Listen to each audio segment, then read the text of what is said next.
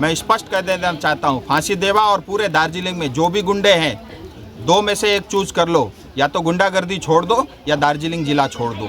यहाँ गुंडागर्दी नहीं चल सकता। सबसे बड़ा गुंडा उसका नाम राजू শিলিগুড়িতে রাজু বিস্তা বলেছিল যে হয় সন্ত্রাসবাদী বা যারা আতঙ্কবাদী রয়েছে বা যারা সন্ত্রাস চালাচ্ছে তাদের নয় শিলিগুড়ির দার্জিলিং ছাড়তে হবে, আর না হলে সন্ত্রাস ছাড়তে হবে। কি বলবেন, এতে কি বিজেপির কোনো কী করে বলছে আমার থেকে বড়, তাহলে সন্ত্রাস কেউ হবে না? দেখুন, পাহাড় বহুদিন ধরে ডিস্টার্ব আছে, সেটাকে কেন্দ্র সরকার প্রচেষ্টা করছিল যাতে শান্তি শৃঙ্খলা বজায় থাকে।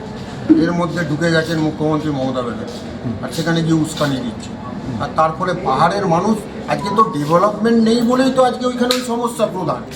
তা ডেভেলপমেন্টটা করেনি কেন? ডেভেলপমেন্ট করবে না, সন্ত্রাস সৃষ্টি করবে। আর তাই সন্ত্রাসের বলি হচ্ছে ওইখানকার সাধারণ মানুষ। উনি ওখানকার সাংসদ আছে, ওনার দেখার দরকার আছে যে ল অ্যান্ড অর্ডার ঠিকঠাক রয়েছে কিনা, কিন্তু ল অ্যান্ড অর্ডার তো ওনার হাতে নেই।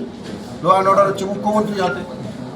কিন্তু উনি যেখানে বলছেন যদি সন্ত্রাসবাদী না ছাড়েন তাহলে আমার থেকে বড় সন্ত্রাসবাদী কেউ হবে না, এটা কি বিজেপির উপরে কোনো রকম প্রভাব পড়বে? দেখুন, আমার তো কী বলেছে এক্স্যাক্টলি আমি জানি না, তাই আমি না জেনে এই বিষয়ে কোনো মন্তব্য করব। আচ্ছা, ভোটের আগে এই যুব সাথী বা যুব প্রকল্পের যে ভাতা শুরু হলো, এতে কি বিজেপির কোনো রকম প্রভাব পড়বে বা না, তৃণমূলের কোনো বিজেপির প্রভাব পড়বে না। বিষয় হচ্ছে বাংলার মানুষ, বাংলার যুব সমাজ এখন অধীর আগ্রহ অপেক্ষা করছে যে বাংলার তৃণমূলের যুবরাজ কবে ওই যুব সাথীর লাইনে দাঁড়িয়ে ওই ফর্মটা ফিল আপ করে জমা দেবে।